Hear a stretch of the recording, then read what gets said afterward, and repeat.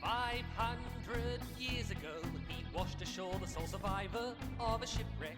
And upon the skull of the man who killed his dad, he said, "I'm mad, I must eradicate piracy, injustice and cruelty, and all my sons will follow me, so evildoers will believe that this man cannot die."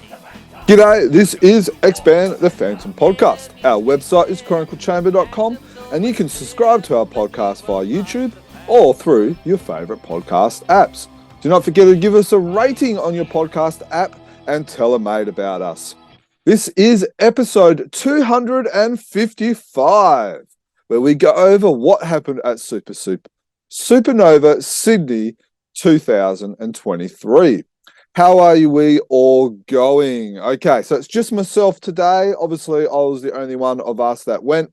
Now, first of all, we will include the Phantom panel that happened between Lauren Marshall, Alex Trpcevski, and Matt Kyme on Saturday at 10:30 a.m.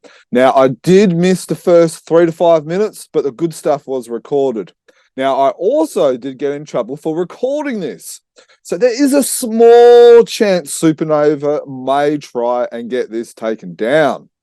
We will also upload it on our P3 library. If anyone else, while we're talking about panels, if anyone else has ever recorded panels from past comic conventions, please let us know, as we would love them. Whether we can put them up as podcasts or put them up on our P3 library, we'll probably do both. I would love to see the one that poor Ryan did before he passed at Sydney. And there's been a couple of others as well. So, yes, if there are any, if you've got any, let us know. We would love to be able to include them. Now, after the Phantom panel, we are going to include Alex Trpcevski's speech at the Lee Falk Memorial Bengala Explorer Club dinner, or LFMBEC, or LFMBEC. Some have asked if I recorded the auctions. Now, they will not be included in this podcast, and there are a few reasons for that. If you need more information, please contact us. Now, let's go to the panel, and then the speech that Alex did, and then we'll come back and talk more about the weekend. The son and daughter, I think. Didn't the daughter pop in there someplace? Yeah. So, yeah. So, but what draws you to that character's ethos? And Look, there's a lot of things. I do like the legacy aspect, that it's a father, son and daughter continuation of that myth. But I think ultimately what I like about him is the personality of the Phantom. When I first started to read the Phantom, the fact that he relied entirely on his intelligence and his strength, but there's also a really strong family focus in there as well. So when I started to collect him, I was reading other comics as well, but I wasn't as interested in superpowered heroes as I was the Phantom. I guess grounded more in reality, but it's the personality of the Phantom that really appealed. because the Phantom was really kind of an everyman's Batman in one way, wasn't he? Even though the Phantom, from memory, predates Batman. Yep. So that character was being drawn. The Batman copied him. Yeah, well, we won't talk Bill and that about that. But anyway, Alex, for you? Going to the news agency with my old man, bonding over with my old man, the fact that it's such an iconic hero, how could you escape it? It's there, especially if you grow up going to the news agency like I did with my dad. It's just... It is. It was the first superhero, and it's the pulp superhero. Yes, and that was the other thing. It was the pulp, and because you looked at that, and at that time, again, I'm old, so Africa was still mysterious. Where he was based was still mysterious. It was still, like if you look at Batman, he's Gotham City, and you've got this. Oh, that's how he hides, but. You go all the way back to and the idea of fighting pirates and everything that was his creation. And again, I think the point there is that's never changed either, has it? They've never changed his... No. Is it raison d'etre? Isn't that a big word for a Saturday morning? Ooh. Origin story? Yeah. But yeah, his origin story is never really... they've never tried to tweak it up like DC and Marvel does every now and then. Let's just revamp our heroes, except for Batman. I'd like to say one other thing that I really liked about the Phantom was, because I'm old as well. In the 70s and 80s, the Phantom was probably at its peak popularity, and so you'd see Phantom comics everywhere. You know, everyone's uncle and brother and cousin had Phantom comics, and in my childhood, I made a real strong connection with the Phantom and the beach, because we had family friends that had a beach house, and everyone in the family had Phantom comics. So I used to see the Phantom comics lying around the beach house. I used to see them in the car on the way down to the beach. I used to read them there. There have been ads in the comics for T-shirts with the Phantom with a palm tree behind him, and I just always have this connection with the Phantom with summer, having fun, going down to the beach. Well, in black and white sketches, he did look very much like he just had his Speedos on, and that was it, really. You can imagine that down at the beach. And there's stories as well where he scuba dives, and he's got the old, like, retro kind of scuba gear. So, yeah, as far as what brought me to the Phantom, it was all positives, you know. I didn't have a negative experience. I had a great childhood. I used to love going to the beach, and then, you know, you go home from the beach and read a Phantom comic. Now, this also works on all of you asking questions. That looks like a Phantom Lone Ranger. That's him. Isn't that interesting? This all works on you guys asking questions. So if you do want to ask a question, put your hand up. I will come with the microphone. Don't worry, it's not too scary. This thing doesn't bite. And we will get you to ask questions. How many people owned the 2 Phantom rings? Oh, good. How many people knew that there were 2 Phantom rings? That's the other thing. A lot of people didn't realise that there was the 2, did they? You know, so yeah.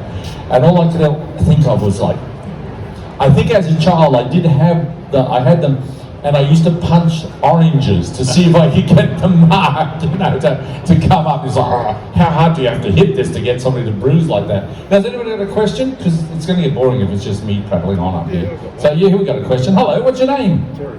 Terry, you've obviously been a Phantom collector for a little while. A couple of years, yeah. Just a couple? Good. A couple. Ask the guys. Well, I was going to ask Lauren. I've never seen you before, never met you. So what's your connection with the Phantom?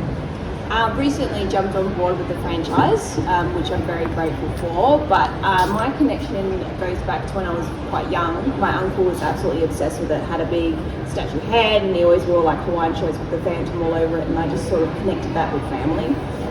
So I was super excited to be able to jump on board with these guys as well, and it kind of came to fruition was the fact that my family saw me join in on that and sort of achieve a goal in terms of being part of like an artist for an established series.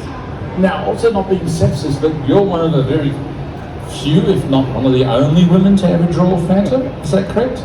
Nicola Scott. No, yeah, well, we don't count her. Yeah, it's Nicola, for goodness sake. Yeah. They I did think it might have been the second. Yeah. The second cover artist. There was a set of 5, I think. The first issue that I did, it was a set of 5 from what I know, and it was all female team that did the covers because it was themed with that. So yeah, I'm happy to be one of the very few that was picked. Yeah. That's really smashing the glass ceiling, or is it the cave roof in this case? The cave roof, yeah. So within the mythos and the history of Phantom, besides the Phantom, who's been your favourite character that you've worked with in the comics? Besides Phantom himself, yeah. I think the recent one I did, Pirates, was a lot of fun because you got a lot more fun in terms of like the poses and the ideas I could think of. So that was a bit more creative for me. Okay. Yeah. Mine will be no surprise to anyone that's read my stories, but Diana Palmer Walker. Mm-hmm. Now, I noticed like there are lots of people with different Phantom artwork, and we're going to go to the taboo subject now. Let's discuss the movie. Now, we briefly touched on this earlier. I actually thought the movie was very well cast, and I thought Billy Zane made a great Phantom, to be honest. But was it a movie that was made when it shouldn't have been made? If they had done the Phantom now, what's your thoughts on doing the Phantom as a movie now? I think that would take a bit more time, probably be a bit more thorough. I feel it did disappoint quite a few people because it is so precious to a lot of fans. So a remake might be on the cards. It might be worthwhile doing so. But yeah, I reckon they would be a lot more thorough. I think personally I prefer to see a television series. So like now that they're doing these, is that not working? It's all right, we're having fun. You know, we have this voice to text now, which I think is a wonderful thing that Supanova's put in place so that when we're talking, people with hearing issues can see this. However, there are those of us who are naughty who sometimes will try and talk a little too fast so that this doesn't keep up and gives you a weird song. I just thought it was playing up. But anyway, sorry, continue. Yeah, I mean, I would love to go to the cinema and see another Phantom movie. I think, like Lauren was saying, that maybe it's a lot to get through in one movie, unless the movie leads into a series. But I think a series would be good because the Phantom, unlike other characters, you could set it as a generational thing, and you could have one episode which is set in the modern time, and the next episode could go back 200 years. It could jump backwards and forwards. Could you even plan, like everything now is 8-episode, 10-episode series, could you plan a series 1, 2, 3, which was each generation leading into the next? Well, but like you said, it's very similar to Doctor Who, right? Yeah. I reckon they could go sort of a similar route in terms of that. So you want David Tennant to be everything now? Like, that seems to be the deal with Doctor Who. Has to be David Tennant to do everything, So like, yeah. Oh, okay, that's interesting. So that's a project we need to put out to the universe. A Phantom mini-series, ongoing series, a la what they've done recently, say with Mandalorian, etc. So like 8, 10 episodes that make them good ones and keep going from there. Yeah. A movie which I saw as a child, which I think has similarities to the Phantom idea, is Highlander. Yes. If you remember that movie with Christopher Lambert, because that was very much about this guy who was aging through time, and he was immortal. Scottish Mexican. That's right. How many of you remember Highlander? Yes, with Sean Connery not even trying to do a Spanish accent, just doing his voice. That was the highlight of it, wasn't it? That was ridiculous. And then having rewritten the script because Chris had become famous for being Tarzan, but he still couldn't speak very well. His English was really bad. So they rewrote the script so it minimised how much he had to actually say, which actually worked because he had that weird accent that didn't match anywhere, which worked with the idea of who he was. But yeah, his original Scottish accent was not good. The only time he sort of got it right was, I am Conor MacLeod, as the clan MacLeod, it's like, but yeah, again, it does mirror the Phantom intergenerational, kind of keeping that one legend alive. And there was a scene where he had a treasury room, basically, and it reminded me of the Phantom, and he'd accrued all this stuff over his life. And it's not a big stretch from the Phantom. The evildoers believe he's the same person, and over his family generations and the career of his family, he's also accrued this massive collection of treasures. So the other thing is we could do a Phantom vampire spin-off if he's the same one for eternity. What do you think, Alex? Could you do us a nice vampire Phantom? I mean, yeah, I could see it. Who would read a vampire Phantom? No, I don't think we've got an audience going for the idea. Yeah, okay, so fine. It's too far away. This really keeps. I'm going to steal this for a second because this really keeps. Like, have you guys seen this? I have, yeah. Isn't that like so Lone Rangerish? And of course, would he have predated Lone Ranger?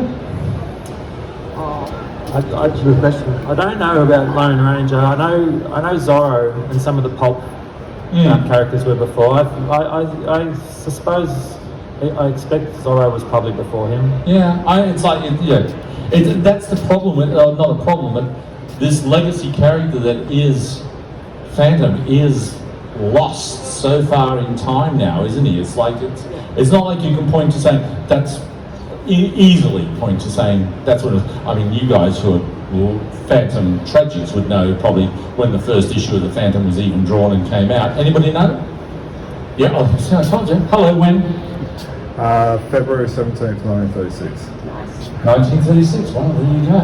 So that's 3 years before Superman. 3 years before Superman, 4 years before Batman. Yeah. So there you go.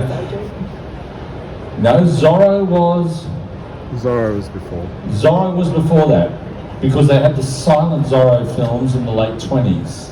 And Basil Rathbone did Zorro, not Basil Rathbone, Tyrant, yeah. Of course, Zorro for me will always be Mr. Robinson from Lost in Space, the Disney version. So yeah, anyway, we digress. How difficult is it to draw the Phantom? I mean, is there a specific, he must look like this? Is there a, there's a guideline and it must always be that way? And if so, how then do you put your version of the Phantom into play? I try and put my own spin in it as much as I can, but you have to stay true to it somewhat. No seams, same belt, boots. Stripes on the must go in exactly the same way? That way, yeah. Yeah, wow. Make sure you don't forget the rings. Yeah. They're quite particular with the eyes as well. Oh, the eyes, yeah. Now that's something I didn't know. Yeah. You can't do normal eyes. No, they've got to be quite angular. Which is okay for me because that's how I like to draw them anyway. Certain angles, it's quite hard to pull it off because it's quite stylized, but yeah. But is that what's also added to his longevity? That he's got to look this way so it's instantly recognizable? Yeah. I was going to say, from when I mentioned to people, go like, the Phantom and stuff, and they go like, oh yeah, I know the Phantom, like it's just such a well-known character, and I think because they do have such a well-established design of him, that is just very recognisable, and I think people do notice when he's drawn differently, so you do have to be slightly careful. Yeah, because it is one of those, it's like, okay, again, He's precious to a lot of people. Going to modern day superheroes, you get DC, Marvel, the independents going, oh yes, well no, okay, well we'll accept this way you've drawn Batman or Superman like this or this like. But I have noticed that over the years, Phantom is always the same. So I'm really glad to hear that they are that, protective of him. I feel like there's a classic way of drawing Spider-Man that everyone sort of goes back to as well, like the John Romita classic style. And we should all also acknowledge that loss this week, which is a tragedy. How many heard that news that John Romita Sr. has passed away? Great loss to the industry, really is. So he wasn't the original Spider-Man artist, but I think when the time when Spider-Man was really becoming very popular and merchandised and it became a brand, the John Romita style became the classic look. And I think that happened with the Phantom as well with Cy Barry. Right. There was Ray Moore, who was my personal favourite and a lot of people's favourite, and Wilson McCoy, but it was probably Cy Barry who had the longest run as the syndicated artist. And his style is so good. It's amazing. It's not my personal favourite, but it's the look. I think that's the look that a lot of artists have tried to emulate over the years. And of course, I think that's one of the other ththings. Yes, I'll be right there with you. I think one of the other things with Phantom was that he was syndicated in the newspapers. Like Superman might have had a little bit, but not a lot. But Phantom was syndicated. Yeah. So again, you had people reading Phantom who wouldn't pick up a comic book, for argument's sake. A lot of people related comics to newspapers. Yeah. I think Garfield and stuff like that, that's all they thought about comics, and I guess they sort of panned out to actual issues of the Phantom because they related it to the newspaper. We have a question. Yeah, Stephen here. I always found the costume interesting. So yeah, Superman, that was Mum made the costume, put the family crest, that big Spider-Man was dumpster diving with the materials, with the marker, they updated it for a new generation. But I was always curious, the Phantom costume, where did they get the inspiration to design it? He looked like a common, sort of like a bank robber, with a hoodie. But I wonder if someone knew the lore around how he, stranded on the island, sought revenge on his fathers. But then going and create his own costume. How did that come about? Yeah, I think I can answer that. There's more qualified people in the room who can answer that, though. But I think like the initial design would have been by Lee Falk, the writer, because if this is being reported correctly, he was the original artist for at least the first 3 or 4 weeks on it. So he would have drawn the Phantom first. So his design was inspired by, well, what's important about him is the mask with no pupils. That hadn't been done before. And he was inspired by Greek and Roman heads, like bust sculptures, like ancient statues, because he noticed that they never had eyeballs, they never had pupils, they're just blank. And he found that really kind of interesting and sort of otherworldly. Very godly. Yeah, exactly. So he was directly influenced by that for the mask, for the eyes. And I suppose other elements of the costume came from what was popular with pulp novels back then. Strongmen? Strongmen? Yeah, and strongmen. So, the idea of someone, wearing a tight bodysuit. And, the guns were just the practicality. And, originally he had these big rubber gloves as well. So there's been slight changes. But as far as like the storyline of how we got that look, there are stories where the first Phantom, washes up on the beach and is nursed back to health by the Bandar. And there's elements of the story which have contributed to the look. One story, I won't go too far into, we can maybe chat about it later, but he was trying to mimic the costume or the appearance of one of the gods that some of the people worshipped. So that's one aspect. But that came in way after the initial design was made by the author, if that makes sense. As for the dyes, did they ever go into where they got the dyes from? There's plenty of different colours. Purple comes from some kind of like octopus, I think, or a shell crab. I reckon in the front row there's probably 2 people that would know these answers, and they're probably thinking, oh goodness, look at these 3 amateurs up here. No. Actually, you talk about the eyes. I read an article with Bill Finger about taking the eyes out of Batman, and it was, if you do that, it's suddenly scary, because the person can't see your eyes, they can't get what you're doing. So in terms of intimidation, They can't read you, yeah, intimidation, taking the eyes out in a mask made a big difference. So yeah, I found that interesting. More questions? Do we have more questions? You two are just sitting there trying to correct everything they're saying, and you're not allowed to. All right, hold on, we'll do a couple of questions. Here we go. Hello. Right, you were talking about TV series or something before. There was a sci-fi series in America some years ago, and with the costume of the Phantom was so totally different. So what did you think of that idea? Not much. No. Either did I. It wasn't much of a series, was it? Well, that's all right. It's like the 70s Captain America as well. We don't talk about it. You had another question? Yeah, so I know all 3 of you are creators and stuff like that. Is there like a Phantom story that each of them would like to be able to create going forward? Oh, there's an interesting one for you. Your own thing that you'd like. Let's open it up a bit. If you were allowed to take the Phantom out of the rules, what would you do with them? What would you do with the Phantom if you were allowed to take him out of those set of rules? Each one of you. He'd have a beer. He's retired to the tropical North Queensland, relaxing. Dad Phantom with the kids. Yeah. I like when they have a little play, like in terms of showing the Lone Ranger style one, cowboy, whatever. But that sort of left field ideas would be a lot of fun to play with, because you got that extra addition to the costume, or the outfit, I should say, not costume. I reckon that'd be a bit more fun. I actually, I had an idea which I don't think anyone would ever approve.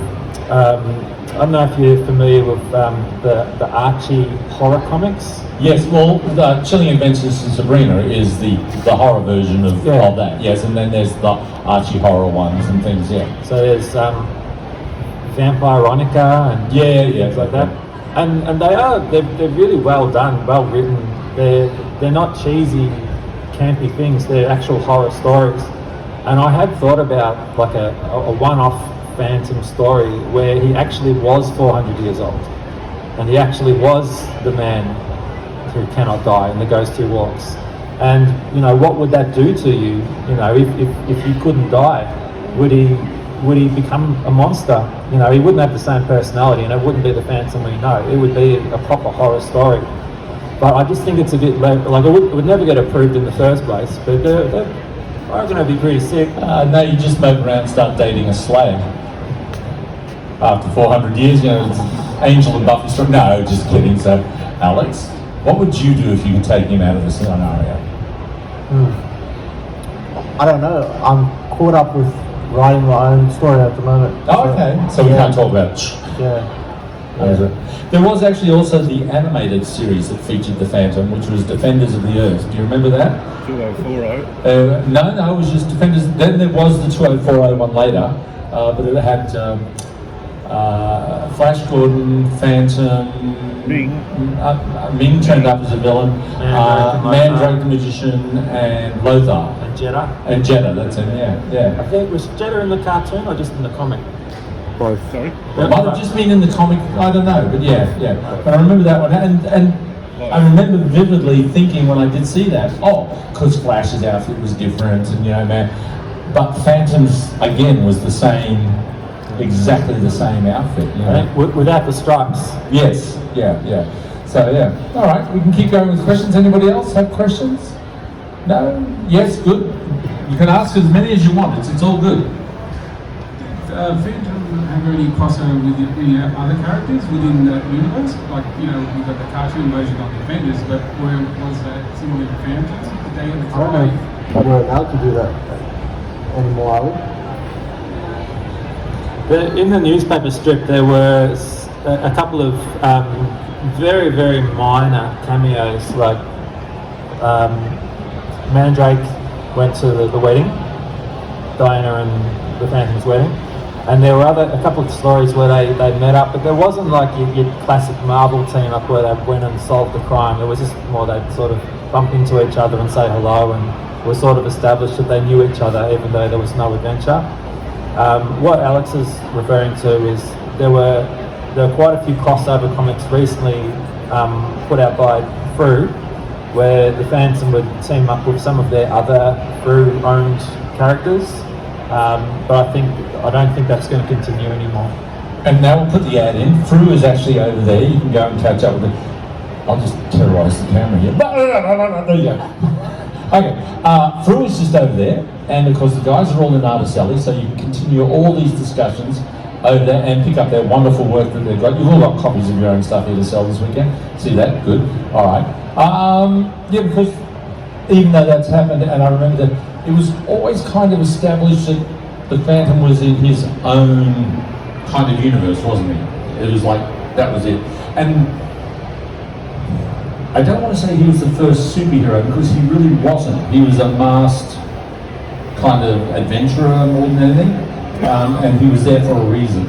And I think that's one of the things, again, the strength of what he is still is he was just a man who had a goal to do, and that's the legacy's been carried on. So, it's really interesting. More questions, people? Anybody else want to ask a question? You guys can keep asking questions. You've got so many to ask, it's all right. Better to hear than standing at their table keeping everybody away because you're so scary. No, I didn't mean that. I guess the Phantom is still, it's not as popular as like Batman and stuff like that. So I guess we'd like to know what your input is to be able to see him become more popular. Is it another TV show? Is that the silver bullet? Like, what do you guys see as key to keep the character alive for another 80 odd years? I feel like they're introducing a lot more artists that are a bit more, like my particular style, as most people would agree, is not particularly in line with the Phantom in terms of that Western comic sort of look. I feel like they're bringing on board a lot more artists that get the younger crowd a bit more involved as well. But in saying that, the lore is huge. Like, I've really enjoyed starting to read the issues that they're sending my way, and then I've actually gone out of my way to start having a look into it a little bit more, reading reviews and stuff, it has the potential to explode again, I feel like. So yeah, definitely, like whether it's a TV show or an introduction of a new series, or yeah, I think it definitely has the potential for sure. Personally, I feel like your style is the future for the Phantom, and I would love to see a series aimed at younger. Kind of like animated Batman, like that sort of. They did that sort of like left field instead of the standard sort of westernized look. If there was like a series which was about the children of the Phantom, or even just a straight up Phantom story with your style, I think would be incredibly attractive to people. Like Paul Mason's stuff at the moment, incredible. Like his stuff is stunning. Well, I think the Phantom needs to be seen in more media, different forms of media, like a video game which is being produced at the moment. We talked about television and film, but even just more merchandise and more, more exposure, the sort of exposure that kids get with Marvel and DC characters before they've ever looked at a comic or even a movie. Little kids, they'll see all sorts of children's merchandise of those characters. I know, like myself, I became familiar with a lot of the comic characters through cartoons and through t-shirts and lunchbox and things like that. We just don't see that with the Phantom, unfortunately.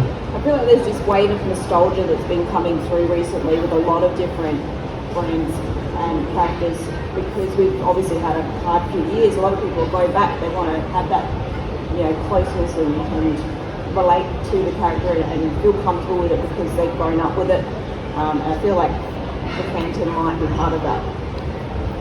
Well, I wonder if it isn't. I mean, there is a lot of kickback at the moment that the superhero movies are now too much effects and not enough story. Yeah, and it needs to be simpler.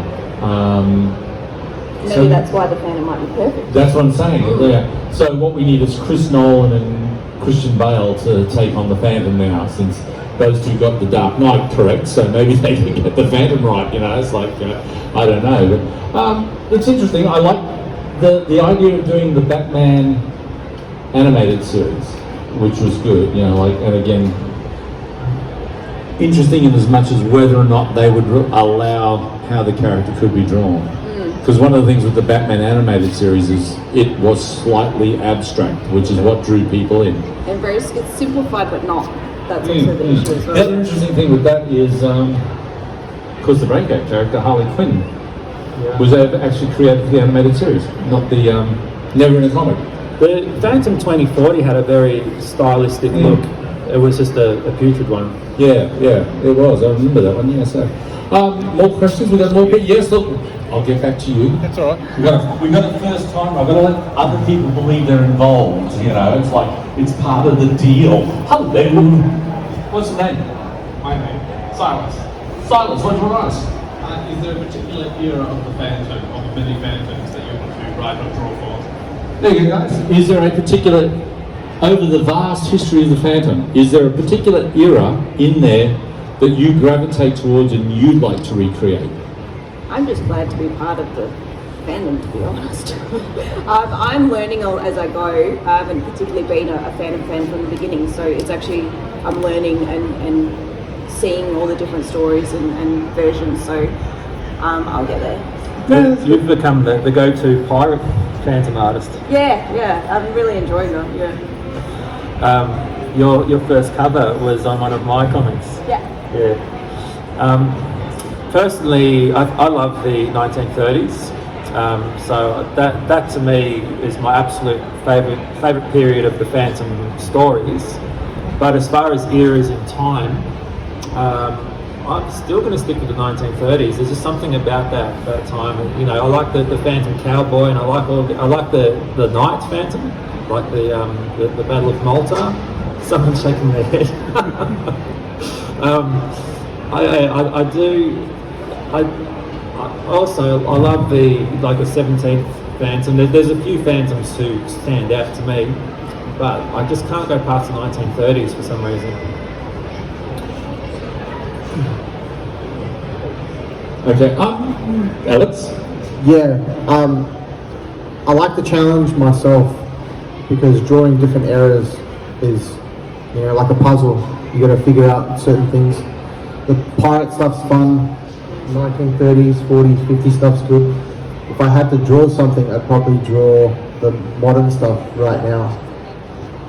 That's what I would gravitate towards. Going back, I'll get each of you to give me an answer on this. Going back to the idea of the animated, Phantom animated series, name the villain that Mark Hamill would have to voice. That's the condition these days, isn't it? All of them. Yeah. One of the vultures, I guess. Oh, okay. His. Did I see somebody else with more questions? Yeah, okay.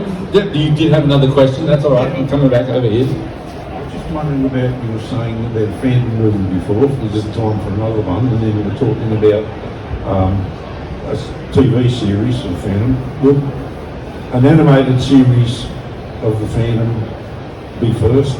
Would that, do you think that if it was popular, would it lead into a television series and maybe to a movie later on?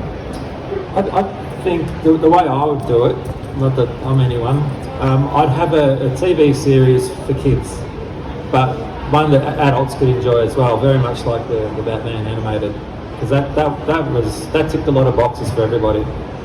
So I'd want younger audiences to become familiar with the Phantom. But I'd like a TV show which is a bit more sophisticated. So I wouldn't want to have the TV show or an animation first and then the TV show. I'd like both things come out, like saturate the market.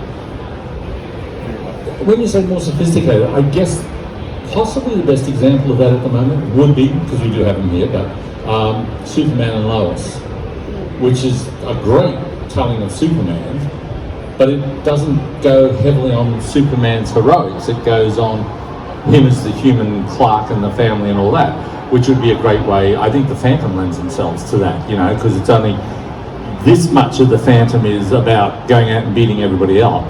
The rest is his background and interrelation. Like in the early days, what he did for revenge, but then to help out the natives that saved him, and there's much more about an interpersonal thing rather than just beat people up with the Phantom. So yeah. Well, and I think that's like the most important thing. You know, we all love action, but without the character development and, you know, having empathy for the characters themselves, no one wants to just watch, you know, just non-stop action.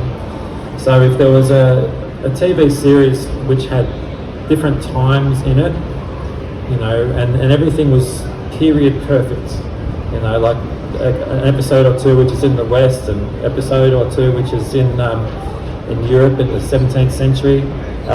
There's a wealth of stories that they could draw on, and there's a wealth of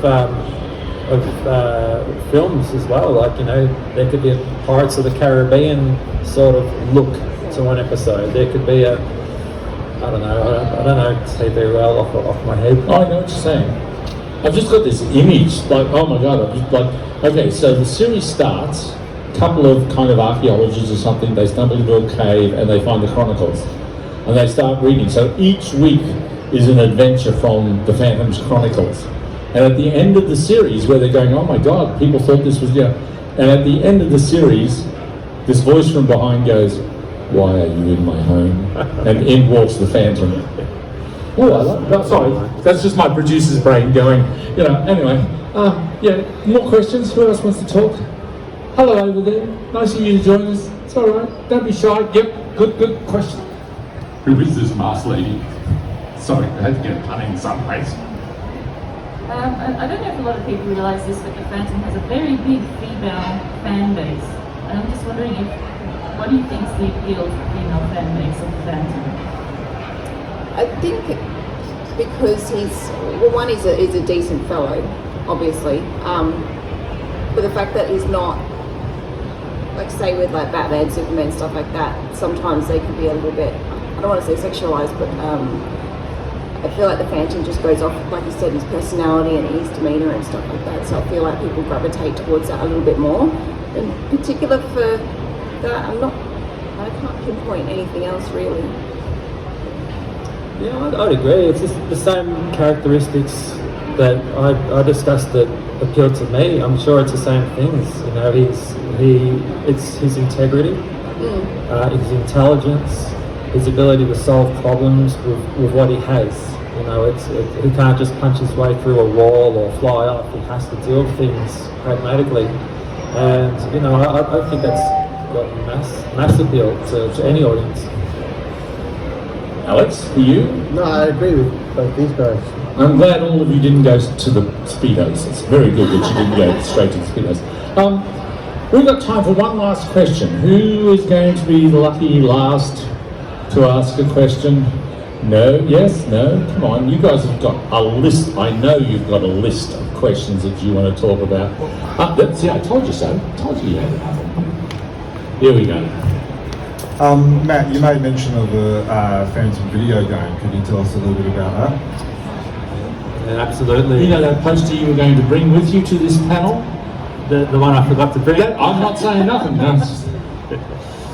Look, if anyone wants to swing by my table later, then make sure you visit all our tables. I've got some flyers for an upcoming game. Very, very thrilled really to announce that there's going to be a Phantom video game, and like a good one too, not just some quickly thrown together thing. It's going to be available on Xbox, PlayStation, Switch, and Steam. Side scroller or? What, it's not coming out on the Wii? I don't know, there's no point then. Yes, it is a side scroller. It's very reminiscent of the 1980s side scroll beat 'em ups, but it's a bit more intelligent than that. I've been approached by a company called Art of Play, who've done a lot of work for Nickelodeon. They've done Ninja Turtles, Transformers, SpongeBob, lots and lots of really big games. And they approached King Features, who own the Phantom, and they asked them, you know, do you have any plans for the Phantom in video games? We would like to pitch something to you. And King Features, you know, were on board, and they made their pitch, and it's been approved. So it's there's going to be levels in different parts of the world, which, as Alex was saying, the Phantom is popular not only in Australia but in many other places. So we're really trying to, I guess, reward the fans, have a bit of fan service in there. You know, we know there's a big, there's a lot of fans in India, so there'll be a level in India. I won't say too much about the other locations. I'm not sure what I'm allowed to say and what I'm not, but it's coming from a team that really love the Phantom.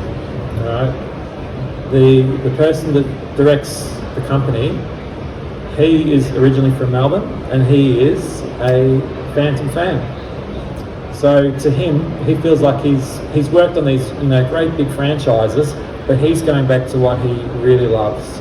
And so he's got a team of Phantom enthusiasts involved.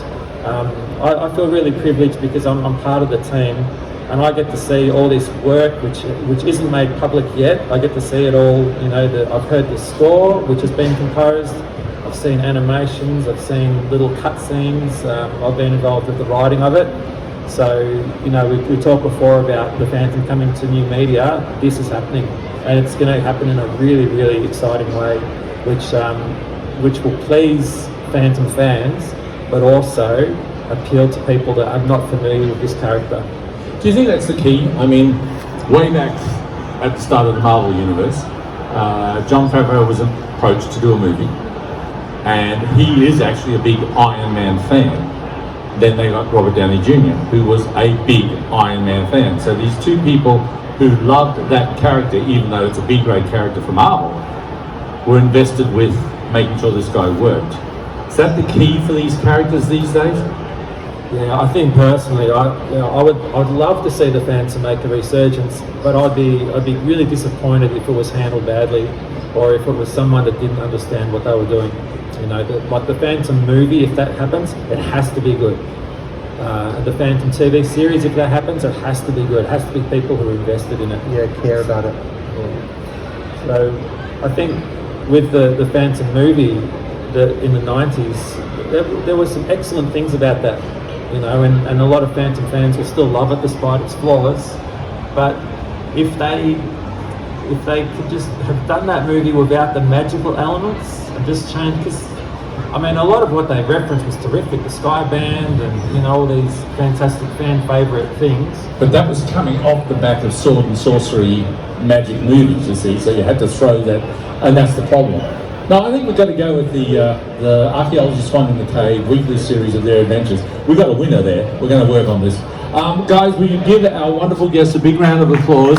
Thank you so much for being the first up, which is always the scary one, and brilliant knowledge. I would like to note that Alex has advertised McDonald's for the entire panel and has been pushing for a sponsorship, and we'll see what we can do about that. Catch up with the guys. They're over at their tables. You'll see them in Artist Alley. You'll also be able to catch up with Frew. They're over there. Sorry, I incorrectly pronounced that. They're over there. Catch up with all their works. Lots more questions that you have for them. Make sure you ask them. Make sure you find out. Get the petition going for the new Cave of Wonders Phantom series. Look, I've even named it now. Look at that. Give them a round of applause, guys. Thank you. Thank you.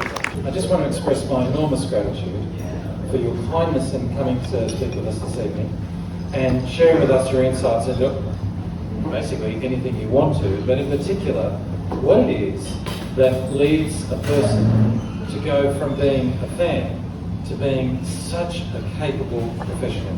It's been absolutely delightful to watch the evolution of so many of the people that we've seen at these dinners, at Supanova, and just their names on a page develop into exceptional artists to interpret not just the Phantom, but anything else they want to in such a great way. So thank you so much for being here, and I give you the wonderful Alex.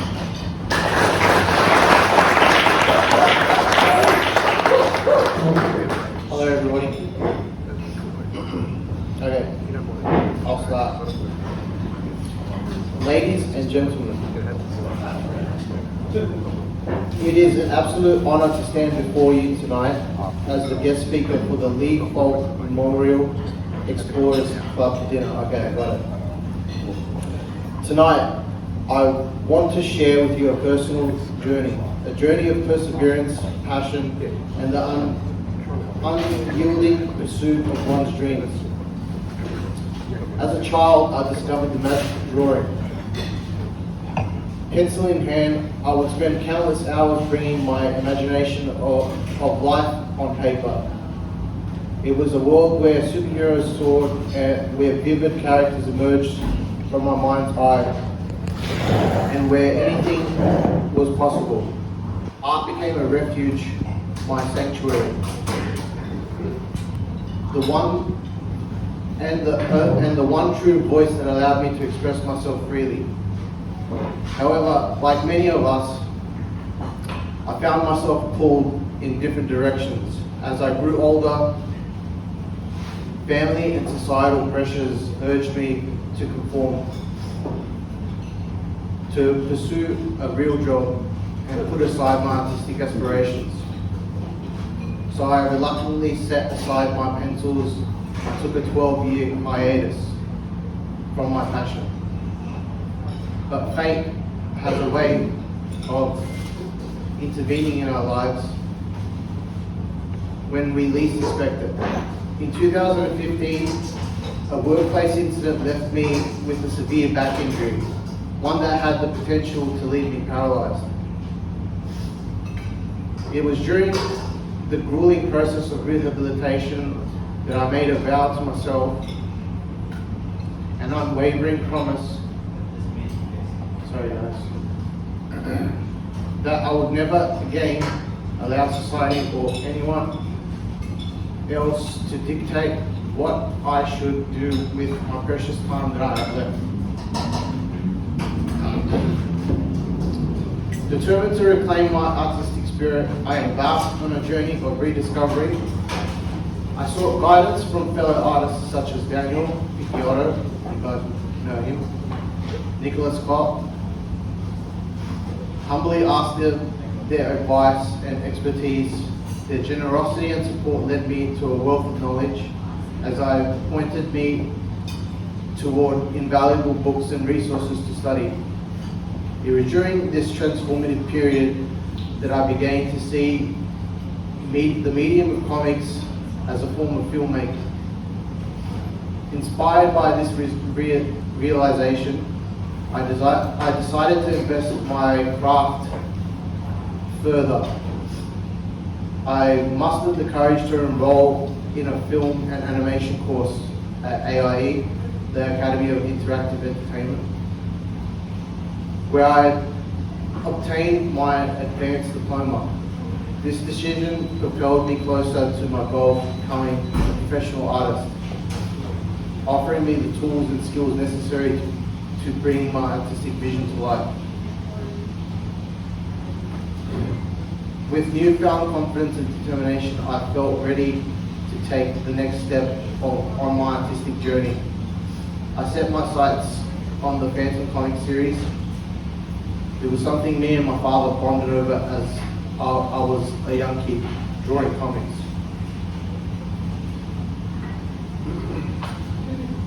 And as fate would have it, destiny smiled upon me. A mere 20-minute drive from my house,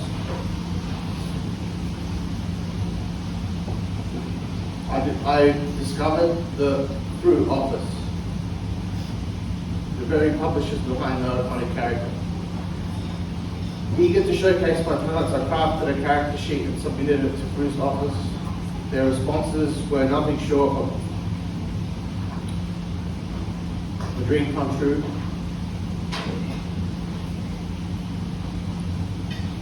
I was granted a cover job, a golden opportunity to contribute to the legacy of the Phantom.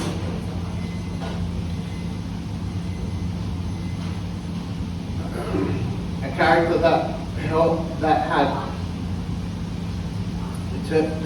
informed readers for generations. Tonight I stand here with a full heart of gratitude. I would like to express my deepest appreciation to everyone who had supported my artistic endeavors, especially those who embraced and cherished my work with the Phantom. Your unwavering support means the world to me.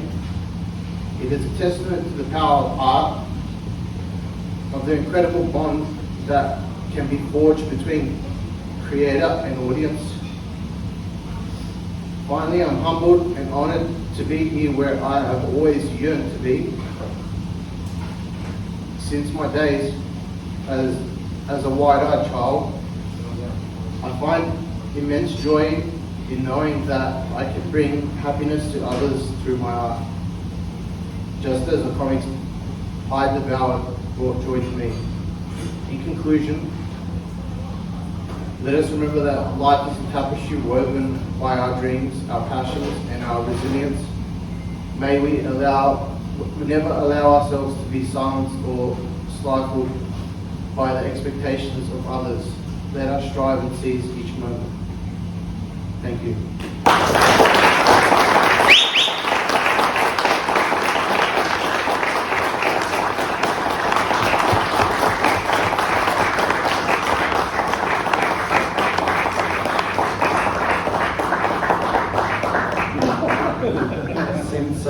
Since 1999, with a whole range of extraordinarily gifted and experienced semi-professional and professional speakers. That is the most beautiful speech I've ever seen at one of these things.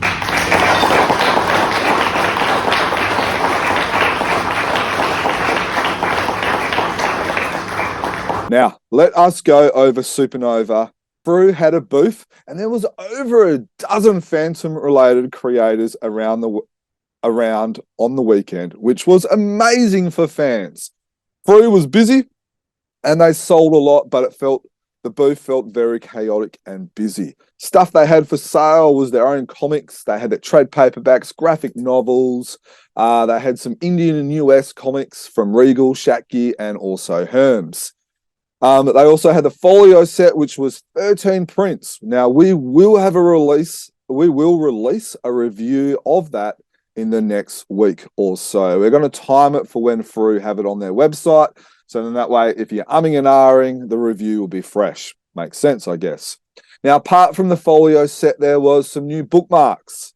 There was about 10 or 12 different prints from Sal Veluto, Marcelo Baez, Glenn Ford, Jeremy McPherson, Shane Foley, Lauren Marshall, and many, many others. This was not probably Frew's best booth. Now, I want to go over some things that I think they can improve on. Now, was it good to see Frew there? Yes. Was it amazing to be able to see fans, young and old, male and female, children, grandparents, and the middle folk buying stuff? It was amazing. There was cosplayers, there was fan and prints all over the place. But let's be honest, Frew could have improved on a few things. So this is a review, so we're going to go over it. It's not a knock on Frew. Frew do the best they can, but look, things could be better. Now, the folio unfortunately wasn't ready to sell until Sunday due to several delays. A lot of fans, however, do not go on Sunday, and so they would have missed out. Now, it will be curious if they picked it up and pay the extra for postage from Sydney to wherever they live. Now, I ended up picking up mine because I went on Sunday, and I didn't really have an extra $100, but it's like, well, it's then going to cost me an extra $20, and so it just made more sense. And that's why I think if they had it available on Saturday, they probably would have even sold even more, because fans are like, well, you get 13 prints for $95. That's less than $10 a print, and they're all signed. Why wouldn't you do something like that? Now, all the other booths had big price tags. So they had prints, blah, blah, blah, $10, $15, $25. Signed comics, $5, $10. Frew, unfortunately, didn't have anything like that. It would have been better with obvious prices stuck everywhere. I know personally, I don't like asking people at the booths, oh, how much is that? Oh, how much is a commission? Oh, how much is a signed comic? It's easier to just to look. It's less confronting. And so I just think that Frew would have been better if they had some nice price tags. Now, Frew had a lot of Phantom goodies for fans to buy, but the question I have is, did they have too much? There was dailies, Sunday from Herms, there was the Avon novels, there was prints and posters coming out of the wazoo. They had some past advertising pieces for folios, which were stuck on foam, which they were basically just giving, they were giving out for $10, $20 for, big A3, A2 ones. They were quite nice. So there was a lot of stuff to buy. I just thought that maybe there might have been a bit too much. Now, personally, I would have liked them to hire someone like Cosplay Chris to dress up as the Phantom and give out the bookmarks for free, or even put the bookmarks in sketch covers, signed comics. If you spent $50, you get a bundle, you get a free bookmark. If you spend over $100, you get a free bundle of bookmarks. Those type of things to try and encourage fans to buy more, but then also to try, give out the bookmarks. Have someone out there giving out the bookmarks, and just, they're $2. Like, why would you charge someone $2? Seems a little bit, I don't know.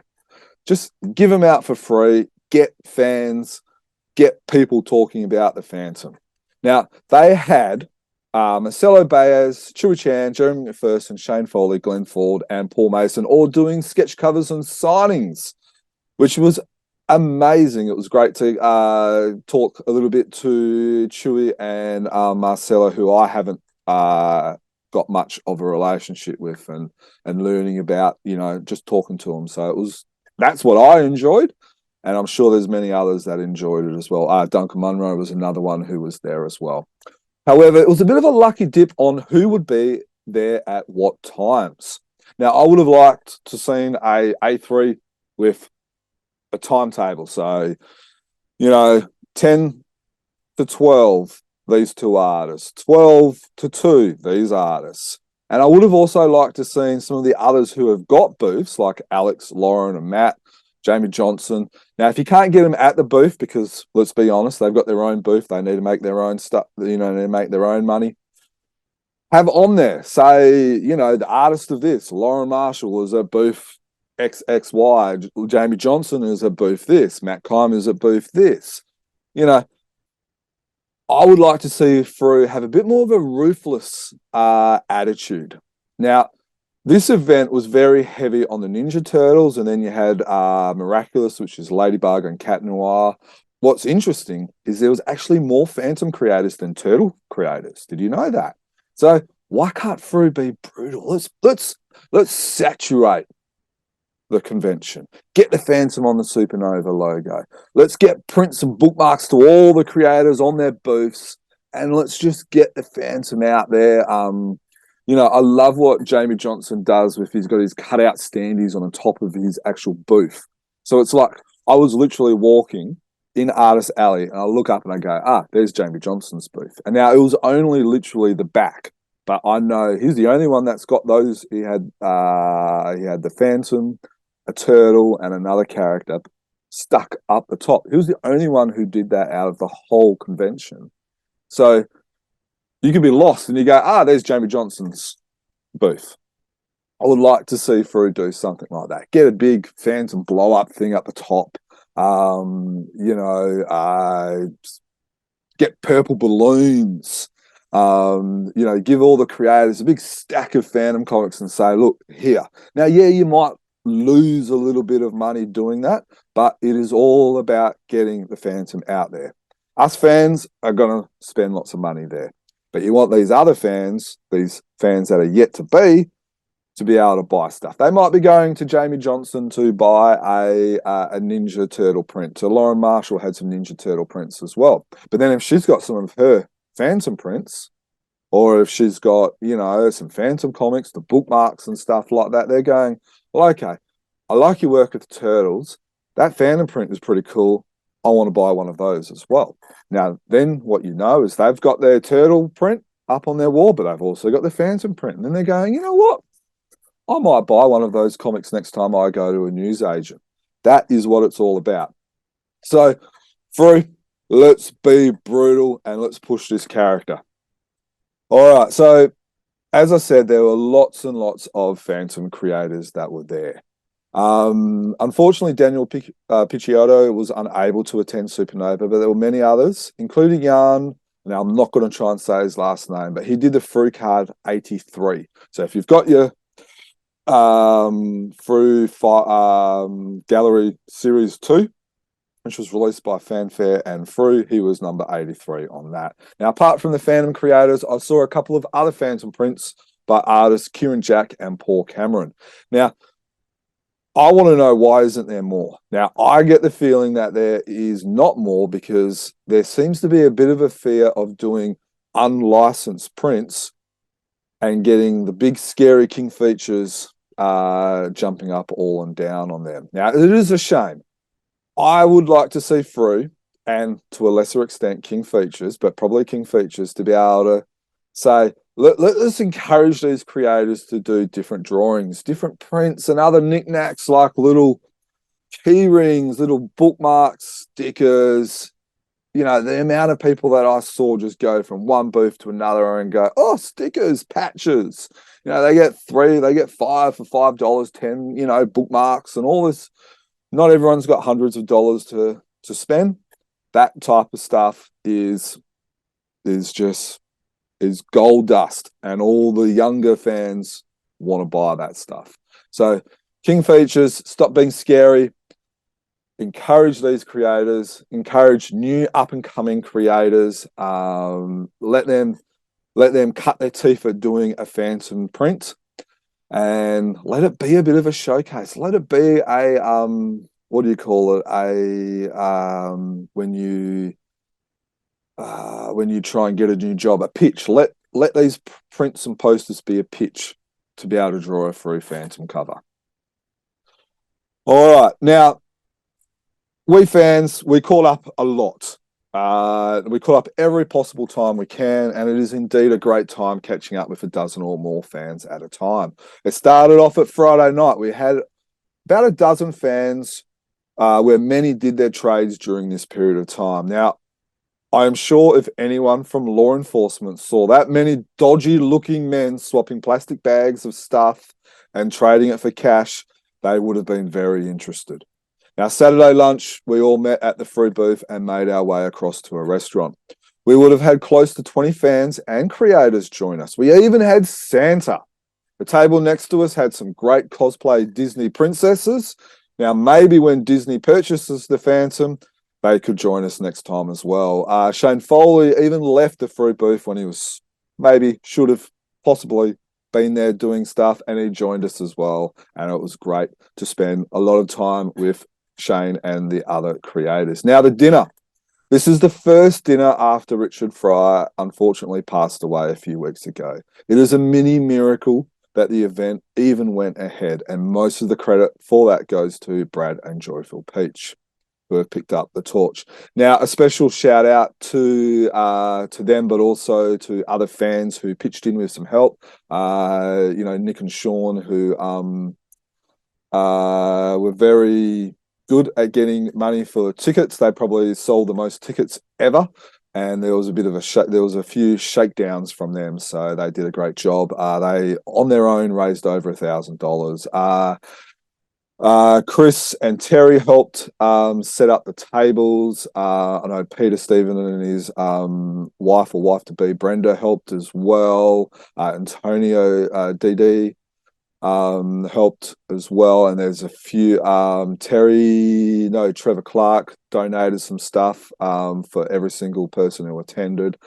The people that did the printing, Kieran Jack, who did some of the catalog and a lot of that type of stuff. Now, the catalog, we are looking at getting some digital copies of the catalog on our Patreon depository. Now, if you have seen these catalogs and you like the look of them, contact us, and there may be some ready for a purchase down the track. Now, it was amazing to see Richard's wife and son attend, even though it would have been very hard for them. There was a lot of tears, but a lot of great celebration, and it was a great reflection and celebration of Richard's life, but also Jim Shepherd's and also Lee Falk, of course. Now, you have already, if you're up to where I am, you're watching or you're listening to me on YouTube or your favorite podcast player, you have already listened to Alex's speech, and he did a great job. It would have been very hard to talk and present on a night like that. What he spoke about was very fitting, and a lot of men have cried in the last few dinners with the presentation, and Alex has continued that trend. You did a good job, mate, and thank you for that. Now, we had 80 odd auction pieces, which is pretty amazing. Now, there was over $10,000 raised, and it puts the total over 30 odd dinners, well over the 100,000 mark raised for Westmeads Children's Hospital. Now, that's pretty amazing. Now, all the photos from the night have been shared on the LFMBEC website, which is lfmbec.org. If you want to be notified of the event next year, sign up on that website also. If you have any other photos, please send them through to us at chroniclechamber@gmail.com, and we will get it added. Now, because of the generous donation through our Patreons, Chronicle Chamber has taken over the administration of the website, which means that we will be now in charge of updating the website with photos from the event. So if you have any photos from past events that are not on there, please email it to us as well. Now, finishing up, there was one other catch-up, which was a bit of on Saturday night after the dinner, when there was another 10 odd fans and creators who went out for an after dark special. It included a lot of laughs and even a retro review of the 1996 Phantom movie lollies. Yes, those yucky looking lollies that I'm sure a lot of fans have in their collection. Some fan decided it was a good idea to give it a try after 25 years. So we all gave it a try, even including me. Now, we may look at releasing this as a retro review at a later date. So it will be interesting to see whether, if you want to see that, let us know in the comments on social media, in YouTube and everything else, and we will go from there. Now, some did not finish until 3 a.m. on the Sunday morning, including some of the creators who had to front up and be at Supanova at 10 a.m. Now, others just sat in the corner and started drawing the next Phantom episode, which was quite fun to watch them do their drawing and watch them in action. Now, finishing up, this weekend is very tiring. It is expensive and it does require some planning ahead, but it is worth it. My suggestion is to try and go at least once in your life. If you live in Australia, I can do it from Perth. I juggle, I plan, I cash in a year's worth of favours and special treatments from the wife. Give it a go. Just do it once, and then that way you can at least cross it off the bucket list and you can try. Thank you for your time, and I hope you enjoyed that review of Sydney Supanova 2023. Now, we suggest to other fans get together at conventions around the world as well. This is how we keep the Phantom alive. If you live in Australia, here are the next few for 2023. We have Melbourne MetroCon, July 8 to 9. Wagga GammaCon, July 22. Canberra Comic Con, August 5th to 6th. Canberra GammaCon, September 9th to 10th. Brisbane Comic Con, September 16th to the 17th. Sydney Comic Con in September 23rd to 24th. Adelaide Supanova, November 4th to 5th. And Brisbane Supanova, November 11th to 12th. Now, if there are any others around the world that you are aware of and you know Phantom creators are going to it, please let us know so we can advertise it. If you, like for instance, this Melbourne Metro Con will be amazing. There are a lot of cool Phantom creators going to that. So why don't you or catch up for lunch or go out before or after or something like that? And if you want a bit of promotion to be able to advertise it, someone contact us and we'll put up a post and we'll say, look, if you're going to Melbourne MetroCon and you want to catch up with Daniel Picciardo, Paul Mason, Andrew Constant, Nicholas Scott, and some of all these other creators and stuff like that, we'll put it, you tell us where you're going to meet, what time and everything like that, and we'll promote it for you. If you're in Sweden and you're going to the Gothenburg Book Fair, let us know. If there's an LFMBEC dinner and you're wanting some new people to come, let us know. Now, while you're letting us know, if you have any other ideas or creators you would like to see interviewed or re-interviewed, please contact us. Our website is chroniclechamber.com. Our email address is chroniclechamber@gmail.com. We would love to hear your thoughts, feedback, and opinions on our social media platforms or over at the YouTube channel. You can subscribe to us via YouTube or through your favorite podcast apps, including iTunes and Spotify. From myself, thank you. If you were there, I love catching up with you. If I missed you, whether you're a creator or you helped out at the dinner and I forgot to give you a thanks, I am sorry about that.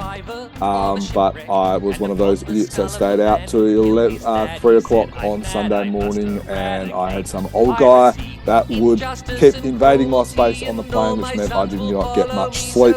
So I apologise for that. Until next time, happy Phantom. The ghost who walks the Phantom. Enemies beware, the Phantom's always there, but you won't find the Phantom. He fights